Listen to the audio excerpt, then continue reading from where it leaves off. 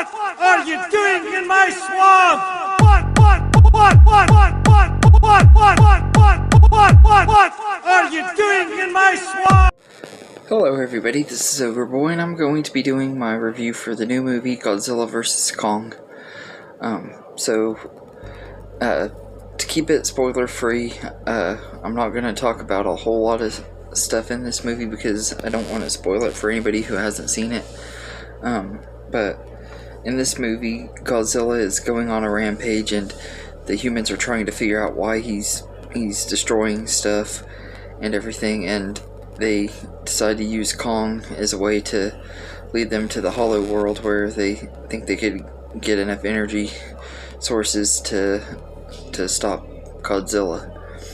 And along the way, of course, Godzilla and Kong have their battles and stuff. And that's all I'm really going to say about the plot. I don't want to ruin it for anybody who and everything. So but this movie was kind of a mixed bag for me. There were a lot of things about it that I really loved and a lot of things I didn't like about it. It was kind of slow paced and stuff. The action scenes were pretty good for the most part, although some things were disappointing, but it was really predictable. I knew exactly pretty much how it was going to play out and everything, so nothing surprised me in this movie. I know some people probably were surprised with some things, and that's cool, but everything that I figured was going to happen in this movie pretty much happened. And everything, it just could have been better. The trailers also showed way too much. A lot of the fight scenes, it showed way too much of the fight scenes in the trailers, and them showing Mechagodzilla, which would have been a really awesome twist in the movie. It was in the trailer, so that kind of sucked too. And you pretty much know where things are going to go with Mechagodzilla and everything. It's very predictable. Not anything new that we haven't seen in any of these type of movies before. But that being said, it is a lot of fun. It is awesome getting to see Godzilla and King Kong duking it out and stuff. I thought that was really cool. And the cast in here are pretty good. I really love this relationship that Kong has with this little girl that's Steph, that does sign language and stuff. Really great scenes and stuff with her, and the one that plays her I guess guardian and stuff. She's played by Rebecca Hall. She's really good in this movie. I really liked her in here, and Alexander Skarsgård I thought was pretty good. Is the guy that's kind of taking him on this expedition and stuff. So it has a pretty decent cast. Millie Bobby Brown is back from Godzilla King of the Monsters, and while she's good in this movie and everything, I don't have anything against her, but you take her and her friend out, and Brian Tyree Henry, I think is his name, the conspiracy theory guy, you take their characters out and it really wouldn't change anything in the movie. They didn't have to be in there. They were just kind of there to be trying to solve the mystery of why Godzilla's going on the rampage. But if they weren't in there, you'd still be able to find out why. But they were fine and everything.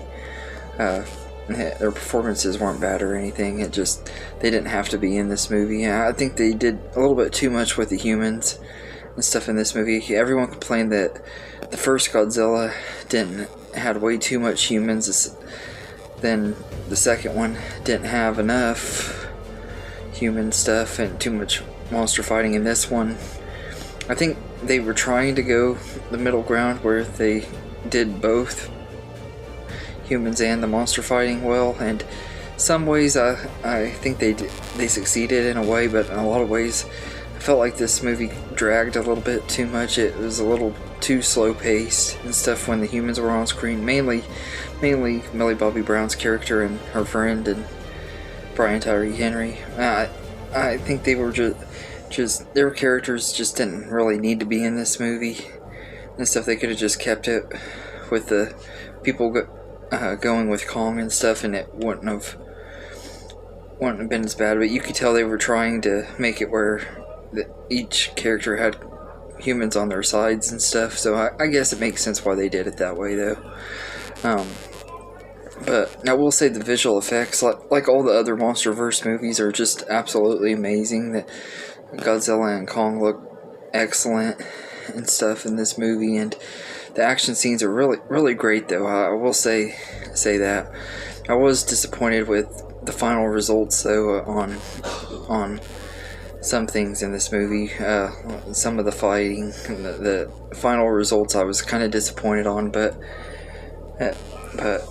and on who won and stuff. But I mainly because I knew who was going to win anyway. It was too predictable. They didn't really try to do anything that you wouldn't already know was going to happen anyway. But all in all, I think this is a really good, really fun popcorn movie. It was awesome getting to see it in the theater and stuff. I waited 2 days to go see it and stuff because I wanted to see it on the big screen, and it was worth it. I wanted to see it in the D-Box at the cinema at Cinemark, but I wasn't able to because it was sold out. But at least still getting to see it on the big screen was a lot of fun, and it was worth going to see and everything. So yeah, I'd say I'd give Godzilla vs. Kong a 7 out of 10. It's not like super great, but it is a fun movie, and I'll be doing my ranking for the 4 MonsterVerse movies later on tonight or tomorrow. But yeah, so anyway, that's my review for Godzilla vs. Kong. Let me know in the comments what you think of this movie, and I hope you enjoyed this video, and have a good day, everybody.